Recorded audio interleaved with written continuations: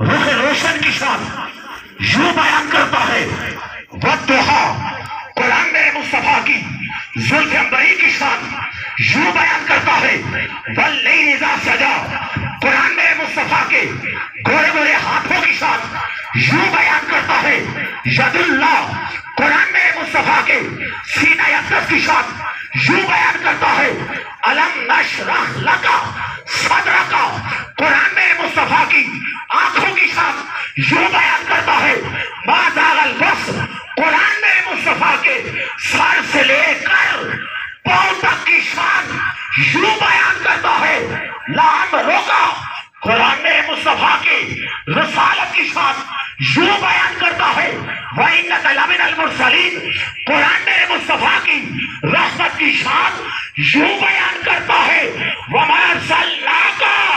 إِلَّا رَحْمَةً لِّلْعَالَمِينَ۔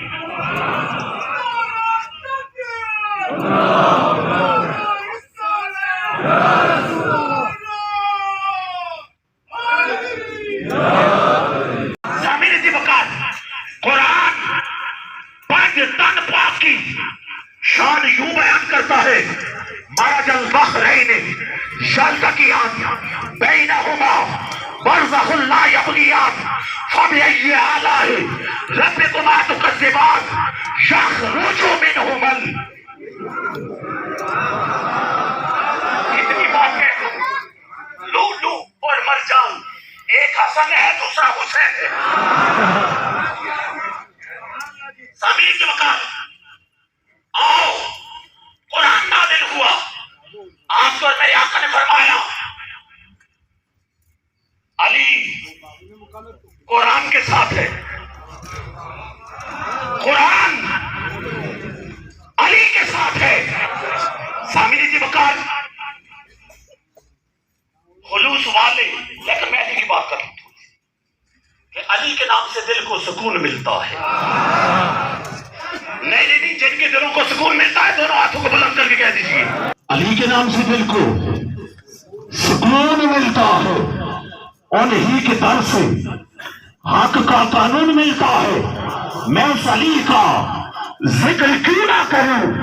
جس علی کا محمد سے خون ملتا ہے۔ میں بات کر رہا ہوں مولا کائنات اسد اللہ الغالب امام المشارق والمغارب علی ابن ابی طالب کے اس عظیم سپوت کا، جس کو دنیا امام حسین کے نام سے جانتی ہے کہ خلوص والے کلیجے کا چین کہتے ہیں، خلوص والے کلیجے کا چین کہتے ہیں، اہل ایمان شاہ مشرقین کہتے ہیں، جسے خدا کے سوا نہ کچھ یاد رہے زبان عشق میں اسے حسین کہتے ہیں۔ سامعین جی وقار کریم آقا نے ارشاد فرمایا کہ قیامت کے روز قرآن اور میری اہل بیت دونوں اکٹھے حوض کوثر پر پہنچیں گے۔ قیامت کے روز قرآن اور امام حسین دونوں اکٹھے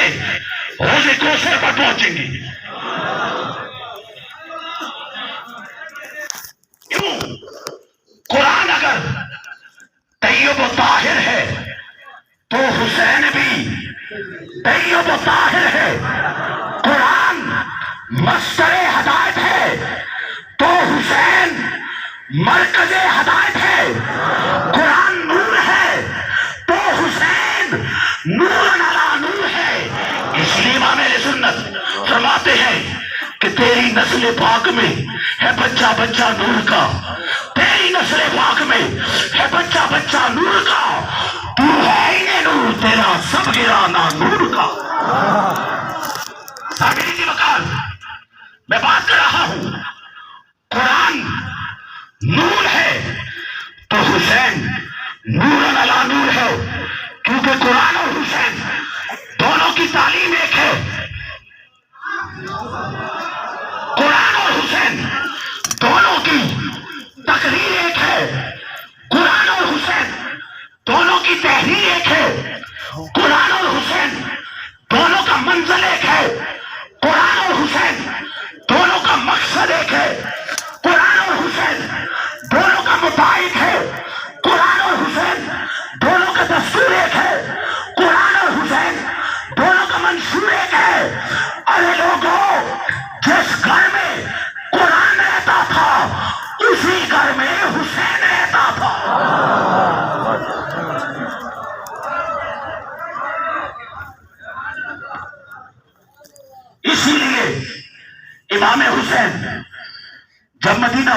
چلے